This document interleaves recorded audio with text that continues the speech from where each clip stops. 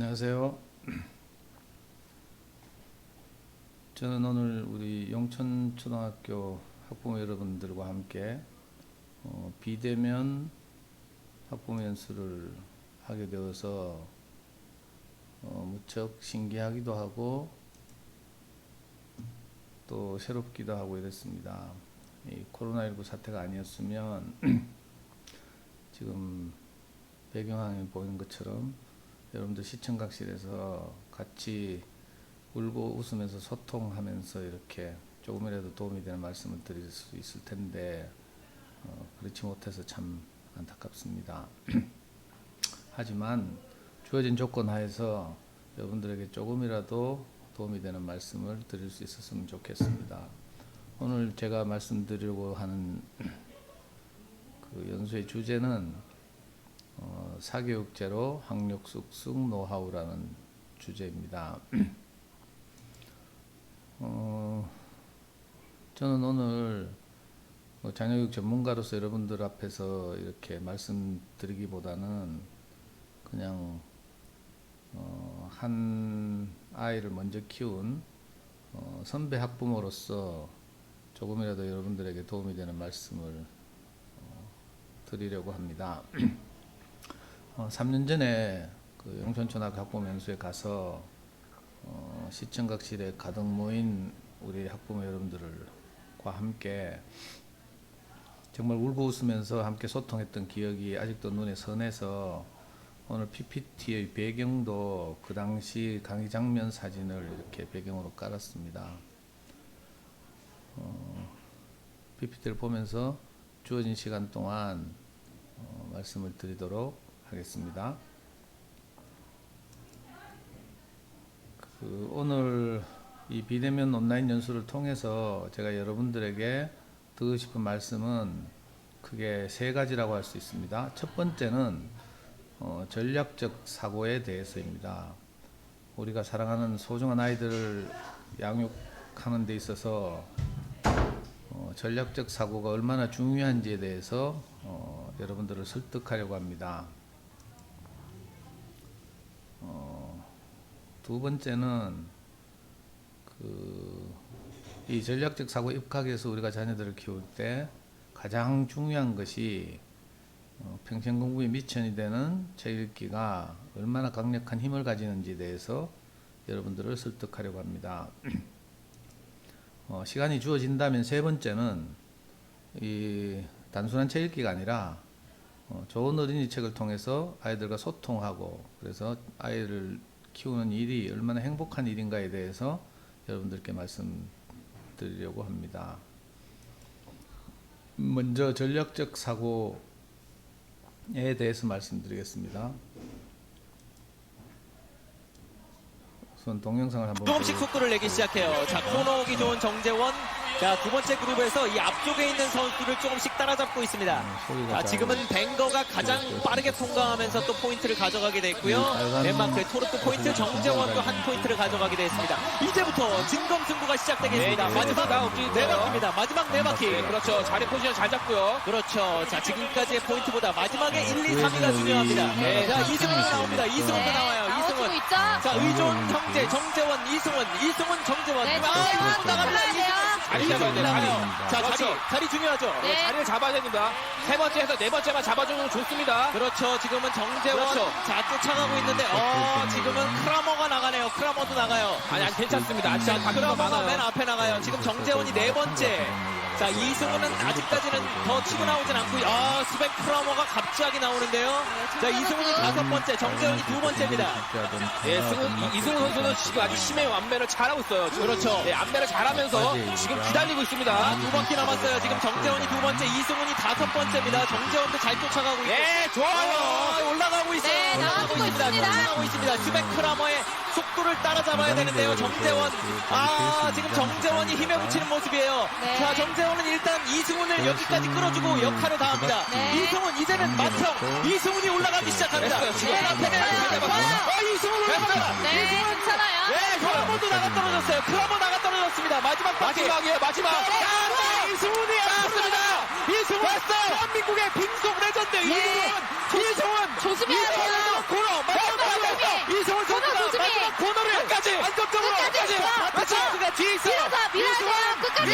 끝까지. 이승훈!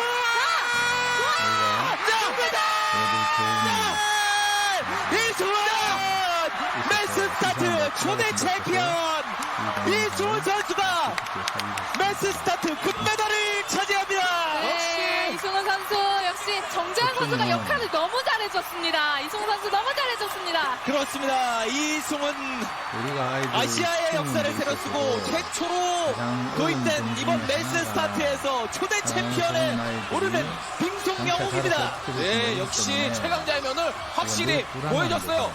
불안하기 때문에 다른 아이들보다 좀 더 앞설 수 없을까 싶어서 이렇게 막 마치 쇼트트랙 경기처럼 앞서 달리기 시작합니다. 그러나 특히 초등 시절에 다른 아이보다 진도가 더 빨리 나가고 이런 것이 전략적으로 보면 오히려 에너지를 이렇게 너무 다 쓰고 이러다 보면 점점점 시간이 흐르고 아이가 성장할수록 아이 동력이 떨어져서 결과적으로는 점점점 학습이 어려워지는 이런 이제 경우를 많이 보거든요. 저는 아이를 지금 원래 30살이 된 아들을 약 4살 무렵부터 직접 이렇게 학습 영역에서 제가 양육을 하면서 경험한 일이기도 합니다. 4살 무렵에 막상 이제 아내에게서 자녀교육 정권을 이렇게 위임받아서 아이를 키우게 되었는데 막상 해보니까 어떻게 해야 될지 저도 잘 모르겠는 거예요. 그래서 그 당시 이제 대구 시내에서 가장 큰 서점에 달려가서 육아 코너에 꽂혀 있는 수많은 육아 서적들을 닥치는 대로 읽기 시작했습니다. 수많은 책들 읽으면서 공통적으로 많은 책들이 하는 이야기들을 하나 알 수 있었는데 그것이 뭐였는가 하면 장기적으로 보고 전략적으로 자녀를 키워야 한다는 것이었죠. 그러기 위해서는 당장의 진도보다 더 중요한 것이 있는데 그것이 아이로 하여금 어린 시절부터 책과 친구가 되게 해야 한다는 사실이었습니다. 저는 여기에 대한 강한 확신이 들어서 아이를 데리고 지금 화면에 보이는 이 어린이 전문 서점에 다니기 시작했습니다.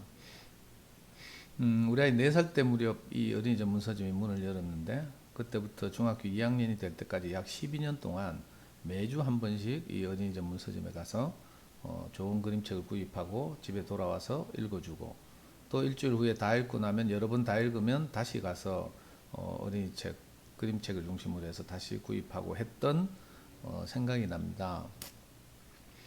많은 시간이 흘렀지만 지금 돌이켜 생각해도 제가 자녀교육에 있어서 가장 잘했다고 생각되는 첫 번째 항목을 꼽자면 바로 아이와 함께 길게 보고 전략적으로 어린이 서점을 꾸준히 다니면서 아이로 하여금 책과 친구가 되도록 하는 노력을 했던 것입니다.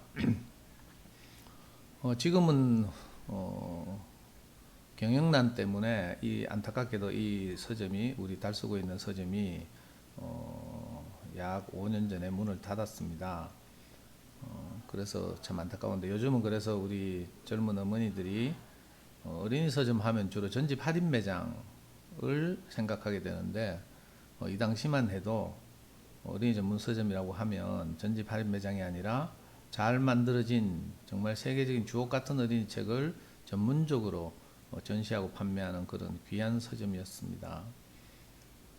혹시 안 믿으실 것 같아서 제가 인증사진도 하나 가지고 왔습니다. 이 사진은 우리 아이가 초등학교 5학년 때 이 어린이 서점에서 찍은 사진입니다.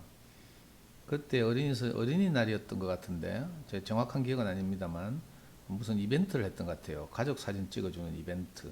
왜냐하면 어린이날 주로 이제 야외로 놀러 가거나 놀이공원에 가거나 주로 이렇게 보내는데 그날 이제 우리는 아이와 함께 어린이 서점에 가서 책을 고르고 책을 읽고 했거든요.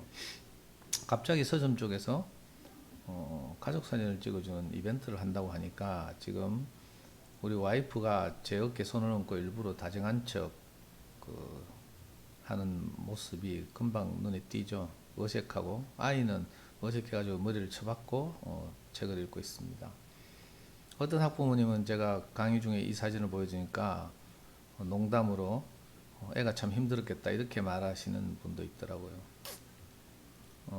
그럴 수도 있겠다는 생각이 들었습니다. 그럼에도 불구하고 우리 아이가 아빠의 그 이끄는 것을 그대로 따라준 것이 너무 감사하고 고맙기도 하고 기특하기도 하고 이렇습니다.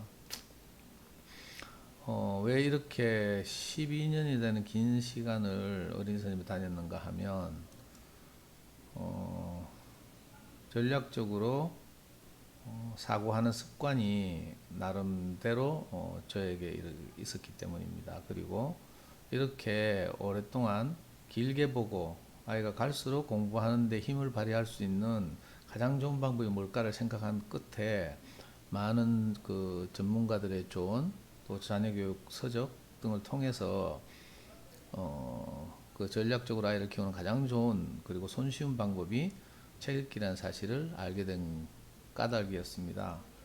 그래서 이제 자연스럽게 두 번째 주제인 책 읽기의 힘으로 넘어가게 되겠습니다. 저는 오래전 이야기지만 그 우리나라를 대표하는 수필가 이어령 선생님의 책 한 권을 말하지 않을 수 없습니다. 이어령 선생님이 지금은 절판되고 없는 책입니다만 이어령 선생님이 이제 우리 학부모들을 위해서 자녀교육 서적을 딱 한 권 내셨는데 그 책의 제목이 천년을 만드는 엄마라는 책이었습니다. 그 책에서 이어령 선생님이 가장 강조한 덕목이 뭔가 하면 아이를 키우는 일은 콩나물 시루에 물을 주듯이 하는 것이다 이런 말씀이었죠. 저는 주제 1에서 말씀드린 것처럼 그 아이를 키우는 데 있어서 가장 중요한 것이 전략적 사고라고 말씀드렸잖아요.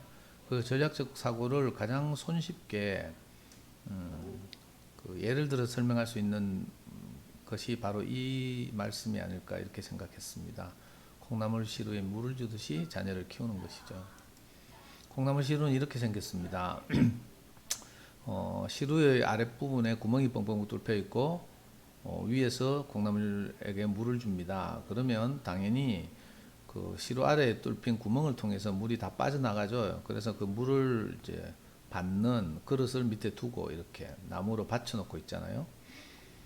그런데 신기하게도 우리가 얼핏 생각하기에는 그 시루 아래로 물이 다 빠져나갈 것 같은데 콩나물은 자라고 있습니다. 이게 신기한 거죠.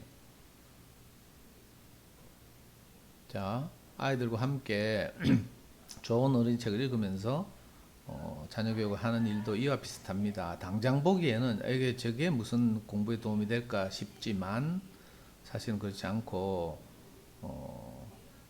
아이가 책을 읽으면서 얻게 되는 아주 유익한 덕목들이 많이 있기 때문에 이것이 나중에 갈수록 아이의 그 학습 능력에 중요한 영향을 미치게 되는 것입니다. 그 한 사례로 또 인증샷을 가지고 왔습니다. 아이가 초등학교 6학년 때 일입니다. 그때 대구광역시 교육감님이 새로 취임하시면서 그 창의력을 가장 강력하게 강조했습니다. 그래서 처음으로 대구광역시 창의력 경진대회가 대구시 교육청과 대구교육대학교가 공동으로 이렇게 열게 됐죠. 그때 아이는 아주 작은 규모의 초등학교를 다녔기 때문에 운 좋게도 학교 대표를 뽑히게 되었습니다. 그때 대구에 약 190개에서 200개의 초등학교가 있었는데 그 당시 그 초등학교 6학년 아이들 가운데 내노라 하는 우수하고 탁월한 아이들이 각각 학교 대표로 뽑혀서 이 대회에 출전하였습니다. 그 당시 6학년들 가운데 가장 똑똑한 아이들은 주로 경북대학교 영재교육원에 모여서 주말마다 특별한 영재교육을 받고 이러던 아이들이 많았거든요. 그 아이들이 각 학교 대표로 자기 학교 대표로 전부 출전한 그런 대회였습니다. 그런데 이 대회 출전한 우리 아이가 전혀 선행학습이라든지 사교육이라든가 없이 그렇게 자란 아이가 이 대회를 갔다 오더니 발표를 자꾸 기다리는 거예요. 저는 혹시 우리 아이가 입상하지 못하면 상처를 받고 기가 죽을까 싶어서 발표를 기다리지 말라고 아이를 설득했습니다. 아빠는 너를 멀리 보고 길게 보고 키우기 때문에 당장 이렇게 초등학교 때 무슨 성과가 나지 않아도 괜찮다. 용기를 잃지 말고 그렇게 꾸준히 이렇게 아빠와 함께 길을 갔으면 좋겠다. 이런 말을 한 적이 있습니다. 그럼에도 불구하고 아이는 아빠의 말을 무시하고 계속 홈페이지를 들락거리면서 발표를 기다렸어요. 실제로 발표가 났는데 저는 깜짝 놀랐습니다. 우리 아이가 그 대회에서 5등을 해서 동메달을 받았습니다. 그때 1등 한 명에게 금메달, 2등, 3등, 4등에게 은메달, 5등에서 9등에게는 동메달을 수여했거든요. 그 당시 대구에서 수학과학으로 가장 똑똑하다고 여겨졌던 영재가 하나 있었는데 저는 그 아이의 실명도 지금 알고 있습니다. 근데 그 아이가 이 대회에 출전해가지고 2등을 했거든요. 대구에서 누가 말해도 수학과학의 1인자라고 여겨졌던 아이도 2등을 한 이런 대회였습니다. 그러니까 각 학교마다 대표로 나와 있는 아이들은 아주 숨은 능력들이 뛰어난 아이들이었다는 이야기죠. 근데 우리 아이는 영재교육을 받는다든지 선행학습을 한다든지 뭐 이런 다른 사교육 시도가 전혀 없었는데도 불구하고 단지 책 읽기 힘만으로 이런 성과를 얻었습니다. 물론 저는 이렇게 빨리 이런 결과가 나타나리라고 생각하지 못했지만 중간에 제게 용기를 준 아주 중요한 사건이어서 지금도 기억이 납니다. 그 당시에는 굉장히 자랑스러웠는데 시간이 많이 흐르면서 어디 처박혀 있다가 제가 우연히 아이 방을 청소하면서 이 메달을 다시 찾았습니다. 또 다른 인증샷입니다. 이 아이가 자라서 나중에 수능을 치게 되었어요. 수능이 아니구나. 고등학교 1학년 때 이야기입니다. 우리 아이는 이 지역에서 가장 남자애들 엄마들이 가장 보내고 싶어하는 학교 남자 고등학교를 나왔습니다. 고등학교 1학년 첫 모의고사였죠. 지금 보시면 알겠지만 우리 아이가 책을 많이 읽으면서 자랐다고 했잖아요. 그런데도 학습지를 한 번도 한 적이 없기 때문에 고등학교 올라간 첫 모의고사에서 지금 빨간 동그라미를 보시면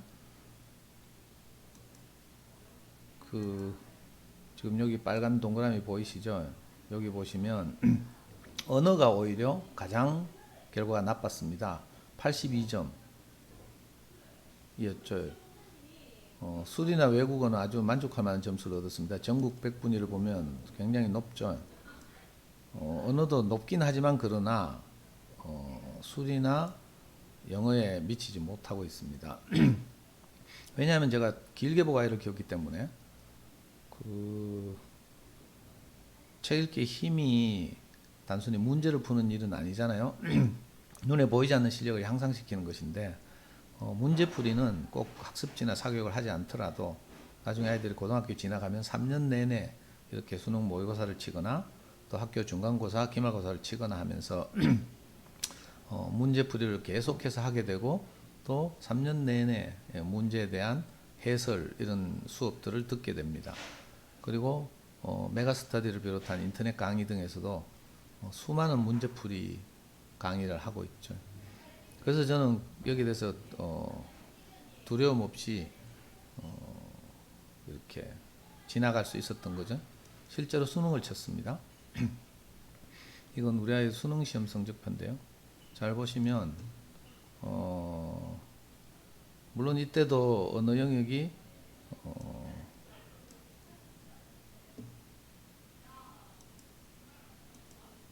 수리 영역이나 외국어 영역의 100분위보다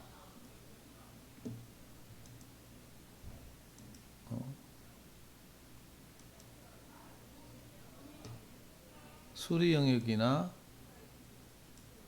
외국어 영역의 100분위는 최상급이죠. 이거 만점이라는 뜻입니다. 100분위가 100이라는 말은 수능 성적표에는 원점수가 공개되지 않거든요. 100분위 100이란 말은 만점, 100점을 받았다는 뜻이고요. 언어 영역은 수리나 외국어에 비해서는 좀 안타깝게도 약간 뒤떨어지는데 96%를 받았죠. 이건 제 기억에 한 2문제 정도 틀렸다는 뜻입니다. 하지만 고등학교 1학년 때 보여줬던 그것보다는 많이 향상됐죠. 고등학교 3년 내 문제풀이를 통해서 체육기를 하면서 이제 획득했던 여러 가지 유익한 덕목들이 점점점 향상되었다는 뜻이기도 합니다.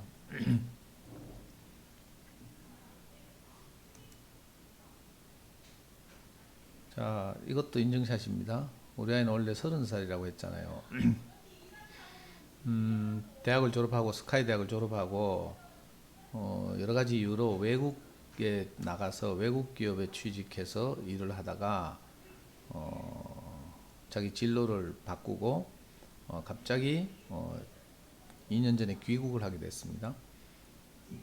귀국을 해서 로스쿨을 가겠다고 이제 로스쿨 준비를 잠깐 하고 로스쿨 입시에서 가장 중요한 리트라고 하는데 우리말로는 법학 적성시험이라고 부릅니다.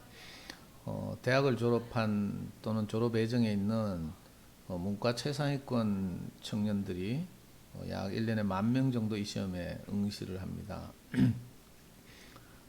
이 시험에서 우리 아이는 놀라운 점수를 받았습니다. 보시면 법학 적성시험은 딱 2과목으로 되어 있는데요. 언어 이해라는 과목과 추리 논증이라는 과목 딱 2과목으로 되어 있습니다. 언어 이해라는 과목에서는 100분위가 99.6%, 추리 논증이라는 과목에서는 99.2%의 100분위를 얻었습니다. 모든 학생을 대상으로 하는 시험이 아니라 문과 최상위권 로스쿨을 진학하려고 하는 문과 최상위권 학생들이 약 10,000명 정도 응시하는 그런 시험이 있거든요. 그런데 우리 아이는 일본의 대기업에 취직해서 주로 일본어를 사용하면서 약 2년을 보낸 그런 아이입니다. 그리고 사실은 책 읽기를 중학교 때까지는 잘했지만 고등학교 진학 이후부터는 입시를 준비하느라고 별도로 다른 아이들보다 더 나은 책 읽기를 한 적이 없습니다. 그리고 대학에 진학해서도 또 군대 생활을 해야 하고 취직 준비를 해야 되고 이렇기 때문에 다른 대학생들과 별반 다를 바 없는 생활을 했습니다. 그리고 최근 2년은 우리 언어를 전혀 사용하지 못하고 일본어를 주로 사용하면서 살았거든요. 그런데 갑자기 귀국해서 이 법학 적성시험을 쳤는데 놀랍게도 우리가 생각했던 것보다 훨씬 더 높은 성취를 보이게 되었습니다. 저는 이것이 보이지 않는 책 읽기의 힘이라고 생각합니다. 어린 시절의 책 읽기가 평생을 가는 것이죠. 응시한 아이도 그렇고 저도 그렇고 깜짝 놀랐습니다. 그래서 더 확신을 가지고 여러분들에게 담대하게 말씀드릴 수 있는 것입니다. 지금 우리 아이는 인사드리겠습니다. 김주영이라고 합니다. 안녕하세요. 여기 계신 네 분이 절 선택하셨지만 저는 1년에 2명의 아이만 고지하기 때문에 네 분 중에 2분은 탈락하실 겁니다. 어머니, 저를 믿으셔야 합니다. 저를 믿는다는 건 어떤 상황에 오든 두려워하지 않고 반드시 최고의 결과를 보리라 기대하시는 겁니다. 네, 선생님. 믿어요. 믿고 말고요. 다시 한번 말씀드립니다. 예서의 성적은 전적으로 저한테 맡기시고 어머닌 그저 예서의 건강만 신경 써주십시오. 이 스카이캐슬은 한두 해 전에 장안에 화제를 몰고 왔던 그런 자녀교육 관련 드라마였죠. 여기 나오는 이 카리스마 있는 김정 선생님이 한 유명한 말이 제 말을 믿으셔야 합니다 였습니다. 이 김정 선생님의 입시 컨설팅은 여러 가지 부작용을 낳는 경쟁 중심의 그 입시 컨설팅이었지만 제가 오늘 여러분들에게 말씀드리려고 하는 것은 좀 다른 관점에서 제 말을 믿으셨으면 좋겠다는 그런 마음으로 말씀드리고 있습니다.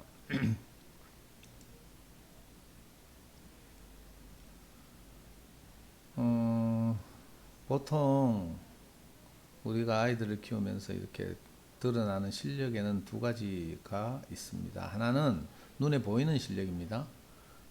평가 실력이라고 제가 이름을 붙였는데 기말고사나 학교 단원 평가 등으로 드러나는 실력을 말합니다. 그러나 우리가 자녀 교육을 하는 데 있어서 전략적 사고를 한다는 말은 그것보다 훨씬 더 중요한 실력이 있다는 것을 아는 것입니다. 그것을 어떤 교육학자는 숨은 실력이라고 불렀습니다. 숨은 실력이란 보통 학교 단위의 객관적 평가로는 잘 드러나지 않는 아이의 가능성, 잠재력 이런 것들을 숨은 실력이라고 합니다. 이런 숨은 실력은 지금 그림에서 보이는 것처럼 사고력, 어휘력, 독해력, 창의성, 집중력 이런 것들이거든요. 이런 것들은 제한된 범위를 주고 그 범위를 얼마나 성실하게 이렇게 외우고 하는가를 평가하는 그 학교 시험으로는 잘 드러나지 않는 것이죠. 초등학교 시절은 특히 이런 능력을 키워주는 것이 우리 부모가 할 일이 아닌가 싶습니다. 이게 바로 책 읽기의 힘인 거죠.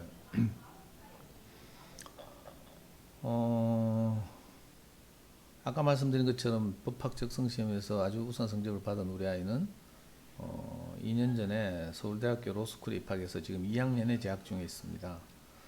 그리고 저는 아이가 대구 내려올 때마다 이런저런 이야기를 하면서 확인하기도 하고 그렇습니다.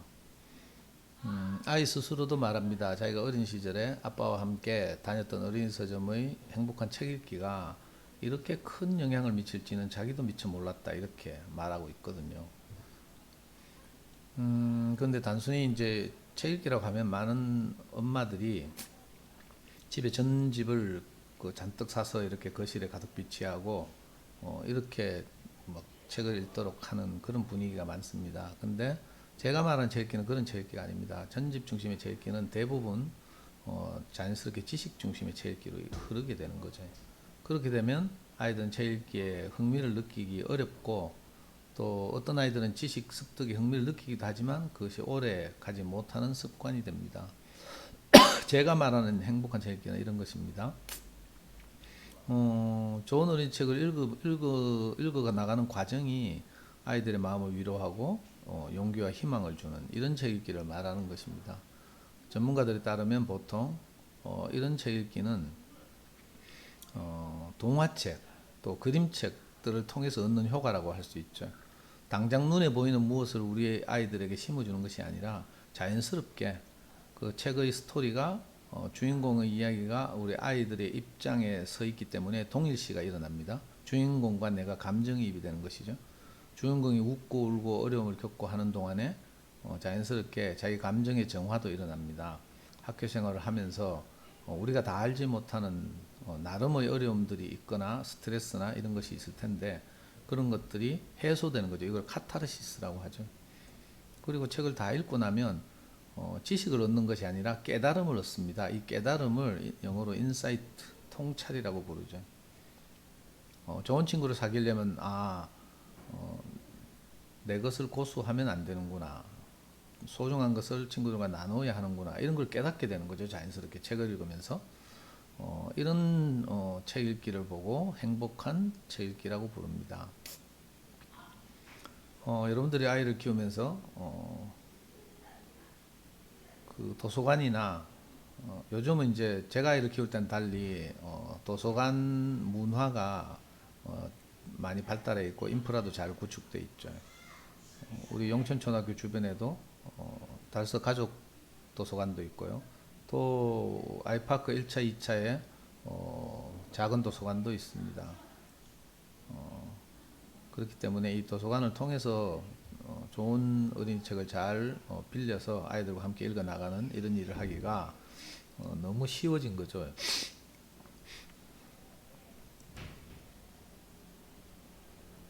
자, 저는 특별히 도서관에서 아이들에게 책을 빌려서 함께 읽거나 할 때 꼭 글밥 많은 두꺼운 책을 고르기보다는 오히려 읽기 쉬운 부담스럽지 않은 그림책을 중심으로 시작했으면 좋겠다 이런 말씀을 특별히 드리고 싶습니다. 옛날에는 그림책 하면 유아들이나 읽는 책 이렇게 무시하고 치부되기 쉬웠는데 요즘 들어와서 발간되는 그림책들은 전혀 그렇지 않습니다. 어른들이 읽어도 손색이 없는 그림책들이 많고 또 아이들에게도 굉장한 흥미와 또 유익을 제공하기 때문에 우선 초등학교 시절에 아이들로 하여금 좋은 그림책을 골라서 읽어주는 이런 일부터 시작하면 좋겠다, 이런 말씀을 드립니다. 그 비대면 연수라서 어머니들의 표정이나 반응을 제가 전혀 고려하지 못한 채 일방적으로 이렇게 말씀드리게 되고, 그래서 참 안타깝기도 하고 아쉽습니다. 나중에 이 코로나 사태가 진정되고 얼굴과 얼굴로 마주 보면서 직접 연수를 할 수 있게 될 때 좀 더 구체적이고 풍부한 사례를 가지고 여러분들과 함께 울고 웃고 하면서 연수를 진행하는 날이 오기를 기다립니다. 도서관에서 그림책을 고를 때 가장 손쉬운 방법이 있습니다. 어머니들이 보통 전집을 한꺼번에 구입하는 이유 중에 하나가 도대체 좋은 어린이책이 어떤 책인지, 우리 아이가 어떤 책을 골라줘야 될지 잘 모르기 때문에 그런 경우가 많거든요. 책 읽기가 중요하다는 사실은 다 알지만 어떤 책이 정작 우리 아이에게 필요한 책인지 잘 모르기 때문에 손쉽게 전집을 한 방에 구입하는 이런 경우를 많이 봤습니다. 그래서 여러분들에게 간단하게 이렇게 도서관에서 그림책을 고르는 법을 말씀드리려고 합니다. 그림책 고르기는 아주 쉽습니다. 이 보이는 수상작을 고르면 됩니다. 그 다음에는 어린이책을 좀 읽다 보면 이제 자연스럽게 눈이 떠지게 되는데 지은이를 따라가는 것이죠. 또 한 가지 손쉬운 방법은 좋은 어린이책을 자꾸 빌리다 보면 좋은 그림책을 만드는 전문적인 출판사들이, 특화된 출판사들이 그리고 독자들의 많은 사랑을 받는 출판사들이 있구나 하는 사실을 알게 됩니다. 그래서 그 출판사를 신뢰하고 그 출판사의 책들을 빌리면 아주 손쉽게 되죠. 여기서 좀 더 나아가면 오랫동안 어린이책의 역사가 지금 외국에서는 한 200~300년이 지났는데 우리나라는 그만큼은 아니지만 많은 학부모들의 사랑을 받은, 또 아이들의 사랑을 받은 많이 팔린 책을 찾아서 자연스럽게 아이들에게 권하면 실패할 확률이 현저하게 줄어들게 됩니다. 먼저 수상작 따라가기에 대해서 알아보겠습니다. 그림책 상이 여러 가지가 있죠. 그 중에서 세계적으로 그림책의 노벨상 뭐 이렇게 불리는 상들이 있습니다. 미국에서는 칼데코상, 영국에서는 게이트 그린 어웨이상, 그리고 영미권을 포함해서 전 세계 모든 그림책을 대상으로 한 이탈리아에서 수여하는 볼로냐 라가치상, 그리고 안데르센상이라고 줄여서 부르는 그 스웨덴의 유명한 상이 있죠. 이것도 영미권뿐만 아니라 전 세계의 모든 작가들을 대상으로 한 그런 그림책의 노벨상이라고, 어린이책의 노벨상이라고 불리는 그런 상이 있습니다. 이런 상들을 받은 그림책들을 따라가면 아주 쉽죠. 특히 올해는 2020년 올해는 처음으로 우리나라 작가 백희나가 이 한스 크리스티안 안데르센 상을 연초에 수상했다는 소식이 들려서 아주 우리를 기쁘게 한 적이 있습니다. 두 번째는 자연스럽게 작가를 따라가는 거죠. 자, 아까 말씀드렸다시피 먼저 이 칼데코상을 받은 대표적인 그림책들을 제가 화면에 보여드리고 있습니다. 칼데코상은 미국에서 발간된, 영어로 발간된 그림책들을 대상으로 1년에 한 권에게 칼데코 메달을 수여하고, 후보작이 되었던, 그러나 안타깝게도 메달을 받지는 못한 몇 권의 책들에게 칼데코 아너라는 메달을 수여합니다. 이걸 미국에서는 그림책의 노벨상이라고 불리우죠. 우리가 이름만 들으면 알만한 그런 유명한 그림책들도 있고, 또 그림책 하면 이제 여러분들이 무시하거나 소홀히 하기 쉬운데 사실은 그렇지 않다는 걸 말씀드리기 위해서 제가 대표적으로 가운데 보이는 일어나요 로자라는 그림책을 보시면, 이건 미국에서 수십 년 전에 있었던 실화를 바탕으로 한 책입니다. 흑인 아줌마 로자라는 분이 있었거든요.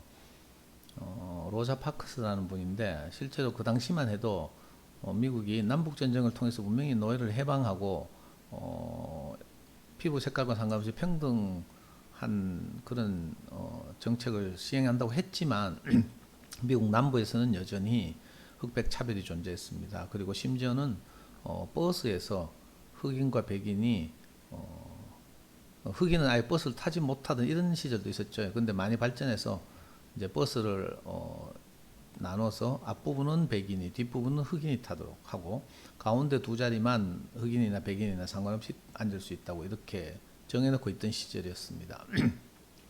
로자 파크스라는 흑인 아줌마가 버스를 탔는데 자리가 중간 그 흑백 누구나 앉을 수 있는 자리밖에 없어서 거기 앉아 있었죠.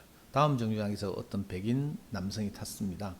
백인 남성도 앉을 자리가 거기밖에 없어서 그 자리로 갔죠. 그런데 로자 파크스가 앉아 있는 것이었습니다. 그래서 이 백인이 고함을 질렀죠. 일어나서 꺼지라고.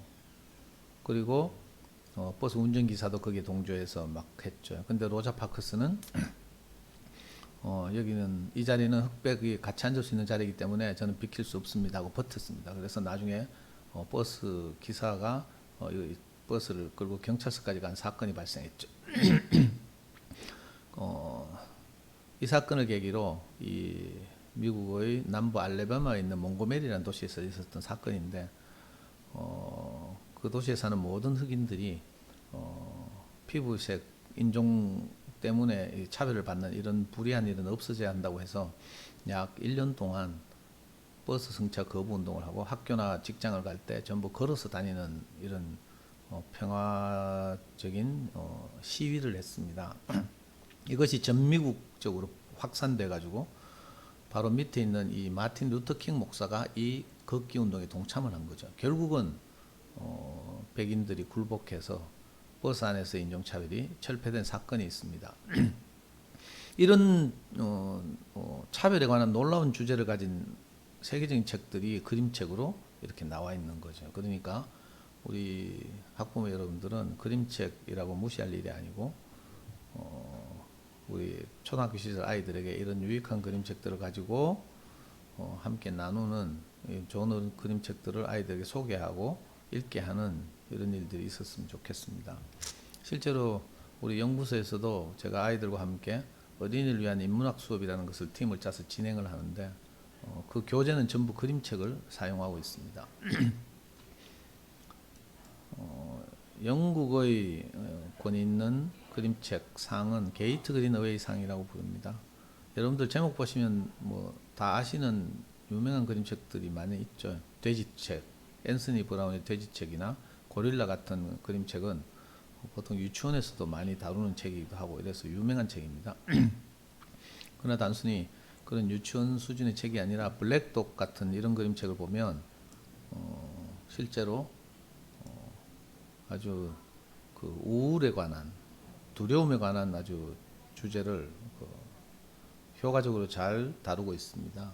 제가 이 동영상을 30분 내로 촬영하라는 시간 제한을 받았기 때문에 이 유익한 세계적인 그림책들을 한 권 한 권 소개하지 못하는 것이 너무 아쉽고 안타깝습니다. 혹시 그림책에 관한 더 깊이 알고 싶으신 분들이 있으면 유튜브 채널 대구부모교육연구소를 방문해 주시기 바랍니다. 볼로냐 라가치상입니다. 이탈리아 볼로냐에서 해마다가 아니고 2년에 한 번씩 열리는 북 페스티벌이 있는데 거기에는 세계적인 그림책들이 출품되죠. 문호를 이제 그 전 세계를 대상으로 개방하고 있기 때문에 우리나라 그림책 작가들도 아주 종종 상을 받습니다. 그 가장 먼저 볼로냐 라가치상을 받은 그림책이 여러분들도 잘 아시는 베키나의 구름빵이라는 책이죠. 그 외에도 마법에 걸린 병, 또 한두 해 전에 받은 벽이라는 창의적인 그림책, 이런 것들이 전부 우리나라 그림책입니다. 거짓말 같은 이야기, 이 아동 노동 착취에 관한 주제를 다루고 있는 이 그림책도 우리나라 그림책이죠. 민들레는 민들레도 우리나라 그림책입니다.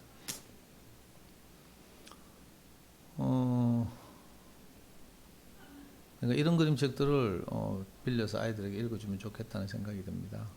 자, 마지막으로 한스 크리스티안 안드레센 상이죠.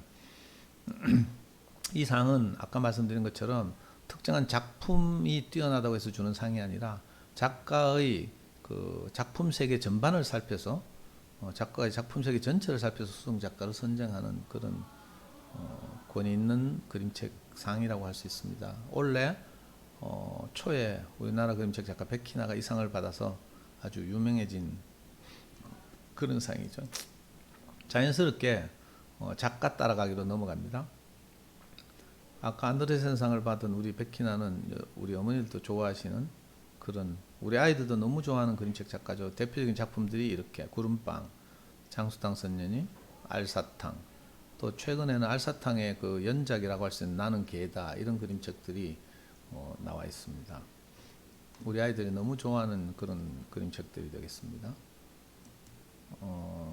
우리나라 그림책 작가 하면 빼놓을 수 없는 분이 사실은 권정생 선생님이라고 할 수 있습니다. 그래서 돌아가신 지 10년이 지났는데 불후의 명작, 우리나라 그림책 역사에서 최초로 밀리언셀러를 기록한 강아지똥, 그 권정생님이 사시던 안동 그 산불을 일어났을 때, 안동 뒷산에 큰 산불이 일어났을 때 실제로 있었던 일을 다룬 엄마까투리, 또 권영쌤 사시던 그 시골의 정취가 듬뿍 담긴 오소리네 집 꽃밭, 이런 그림책들이 있습니다. 또 여러분들이 좋아하는 작가입니다. 최숙희의 그림책들이죠. 엄마가 화났다, 이 그림책은 제가 우리 학부모 연습 때마다 엄마들에게 자주 소개하는 그런 그림책이기도 합니다. 시간 관계상 생략합니다. 그 다음에 이역배, 저는 어린이를 위한 인문학 수업을 진행할 때 2년 전에 우리나라 문재인 대통령과 북한의 김정일 그 위원장이 남북 정상회담을 하고, 그때만 해도 꿈과 같은 한반도의 평화가 몰려왔을 때죠. 그럴 때 우리 아이들에게 그 주제에 맞는 그림책을 가지고 인문학 수업을 한 적이 있는데, 그 책 중에 하나가 비무장지대 봄이 오면, 이런 그림책입니다. 이역배 작가의 그림책이죠.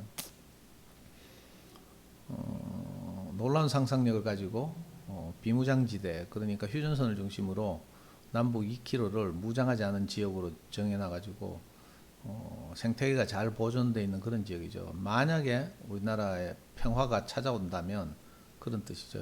봄이 오면 이라는 말은 평화가 오면 그 비무장지대를 우리가 찾아가서 거기를 어떻게 잘 활용할 것인지에 관한 놀라운 상상력을 담고 있는 그런 그림책입니다.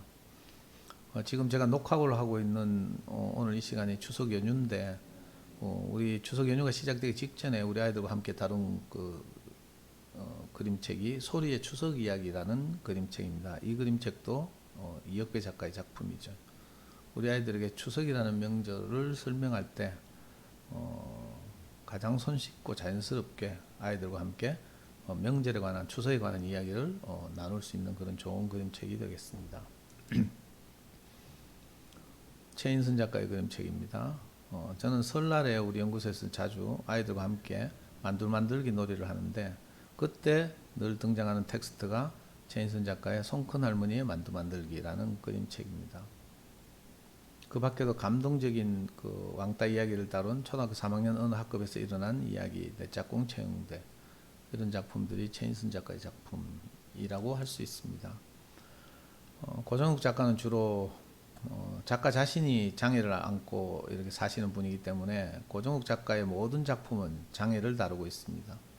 혹시 우리 아이의 학급에, 또는 우리 아이가, 또는 우리 가족 중에 누군가가 어려움을 겪고 있는 장애를 가지고 있다면 고정욱 작가의 작품을 가지고 함께 읽어보고 나누면 좋겠습니다. 고정욱 작가는 그림책 작가는 아니고 좀 글밥이 많은 중학년 이상이 읽을 수 있는 그런 동화 작가라고 할 수 있습니다. 황선미 작가도 빼놓을 수 없죠. 이 황선미 작가도 사실은 그림책 작가는 아니고 동화 작가라고 할 수 있는데, 그 마당을 나온 암탉 같은 책은 뭐 아주 놀랄만한 그 학부모들과 아이들의 사랑을 받아서 연극이나 애니메이션으로도 제작되고 한 유명한 그림책이라고 할 수 있죠. 밀리언셀러입니다. 이 작가의 또 다른 아이들을 위로하는 이야기, 나쁜 어린이표, 또 생일을 모티브로 한, 생일잔치를 모티브로 한 초대받은 아이들, 이런 아주 우수한 동화책들이 있습니다. 외국 그림책 작가로 제가 가장 좋아하는 작가 중에 한 분이 존 버닝엄입니다. 아이들의 마음을 얼마나 잘 읽고 이해하는지. 우리가 부모지만 아이를 키우면서 아이들의 마음을 잘 몰라서 아이들과 소통이 막히고 어려움을 겪을 때가 많은데, 그럴 때마다 존 버닝햄의 그림책들이 우리에게 알려주는, 시사하는 바가 큽니다. 어른들의 시각이 아니라 아이들의 시각으로 돌아가서 아이들의 눈높이에 맞게 아이들의 마음을 읽어내는 존 버닝햄의 놀라운 그림책들이 많이 있습니다. 여러분들 잘 아시는 앤서니 브라운의 책들이죠. 보통 유치원에서 이런 책들을 많이 다루던데, 사실은 담고 있는 주제들은 유치원 수준이 아닙니다. 대표적으로 돼지책만 하더라도 가사노동의 과중함을 안고 있는 주부들의 이야기를 다루고 있는 책이죠. 제가 좋아하는 작가, 유태인 작가 레오니오니의 작품이 있습니다. 으뜸 헤어미, 프레드릭, 이런 책들은 제가 엄마들을 위한 인문학 수업 강의를 할 때도 자주 인용하는 책이기도 합니다. 또 제가 좋아하는 뛰어난 작가 패트리시아 폴라코의 그림책이 되겠습니다. 패트리시아 폴라코는 본인 자신이 초등학교 5학년 때 난독증 때문에 문자를 읽지 못해서 왕따를 당하고 학교에서 정말 어려운 시간을 보내고 있었는데, 초등학교 5학년 때 만난 어떤 선생님의 위로와 격려 덕분에 그 어려움을 극복하고, 그 선생님이 패트리시아 폴라코가 그림 잘 그리는데 주목해서 그림 잘 그리는 그 패트리시아 폴라코의 장점을 크게 칭찬하고 장려하면서 또 글자도 읽을 수 있도록 도와줬기 때문에 오늘날 이 세계적인 그림책 작가가 될 수 있었다는 이야기죠. 그 자전적 이야기를 써놓은 것이 고맙습니다 선생님이란 그림책입니다. 패트리시아 폴라코가 그 후로 30년이 흐른 후에 어떤 결혼식에서 우연히 그 선생님을 다시 만나게 됩니다. 그 선생님이 그래서 폴라코가 너무 반가워서 이렇게 인사를 하고 포옹을 하죠. 그러면서 묻습니다. 그래, 패트리시아 폴라코 요즘 어떻게 지내? 이렇게 물었더니 패트리시아 폴라코가 아주 수줍은 소리로 어린이 그림책을 만들고 있어요 선생님, 이렇게 말합니다. 이렇게 고맙습니다 선생님이라는 작품이 끝나죠. 그 마지막 엔딩 장면이 주는 감동은 이루 말할 수가 없습니다. 한 선생님의 위로와 격려 때문에 절망적인 상황에 있던 패트리시아 폴라코가 오늘날 세계적인 그림책 작가가 될 수 있었던 자기의 실화를, 자전적 실화를 바탕으로 한 자전적인 이야기라고 할 수 있습니다. 요즘 뜨는 젊은 작가 존 클라센의 아주 촌철살인의 창의적인 그림책 한 페이지에 딱 한 줄의 문장밖에 없는데 그림으로 모든 것을 이야기하는 이 모자 3부작이 대표적이죠. 여러분들 한번 도서관에서 빌려서 아이들과 함께 읽어보시기 바랍니다. 아이들이 얼마나 좋아하는지 모릅니다. 또 요즘 뜨고 있는 작가 모 윌리엄스의 작품이죠. 내 토끼 어딨어 시리즈입니다. 우리 아이가 초등학교 시절 가장 좋아했던 영국의 동화책 작가입니다. 그림책은 아니지만 이 로알드 달의 작품은 너무 뛰어나고 유명하고 창의적이고 재미있어서 거의 모든 작품이 영화로 만들어졌습니다. 찰리의 초콜릿 공장, 마틸다, 내 친구 꼬마 거인, 이런 책들이 대표적이라고 할 수 있고 모두 영화화되어서 많은 전 세계의 독자들의 사랑을 받고 있습니다. 몇 년 전 이야기인데 우리 아이가 대학교 4학년 때인데 내 친구 꼬마 거인이 영화로 개봉돼서 국내에 수입되었습니다. 그 영화의 제목이 마이 리들 자이언트라는 제목이었는데 군대를 갔다 오고 대학교 4학년 된 우리 아이가 대구로 전화가 와서 자기가 대구 내려가면 꼭 이 영화를 함께 가족들이 봤으면 좋겠다고 했던 오랜 시간이 흐른 후에도 기억하고 있는 아주 뛰어난 작품이라고 할 수 있습니다. 시간에 쫓겨서 더 많은 말씀을 드리고 싶고 조금이라도 더 유익하고 도움이 되는 그림책들을 한 권 한 권 내용과 함께 같이 소개하고 싶은데 시간의 제약 때문에 그럴 수 없는 것이 너무 안타깝습니다. 혹시 저는 거듭 말씀드리지만 아이를 4살 때부터 30이 될 때까지 양육하면서 사교육을 받아본 적이 단 한 번도 없습니다.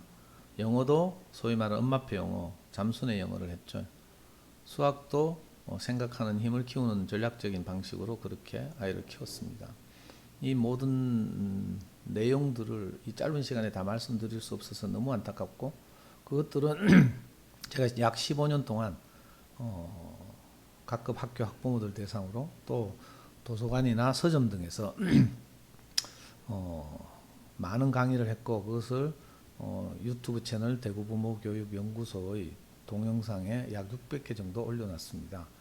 혹시 조금이라도 궁금하시거나 하신 분들이 있으면 유튜브 채널 대구부모교육연구소를 방문해 주시면 좋겠습니다. 그리고 혹시 아이를 키우다가 지금 잘하고 계신 분들은 지금 그렇게 하시면 되지만 아이를 키우는 너무 힘들고 막막하다, 내가 길이 보이지 않는다, 이런 분들이 있으면 언제든지 우리 연구소를 방문해 주시면 좋겠습니다. 우리 연구소는 여러분들이 사시는 동네의 공개학교도 함께 있습니다. 파리바게뜨 건물 2층에 대구 부모교육연구소가 위치하고 있습니다.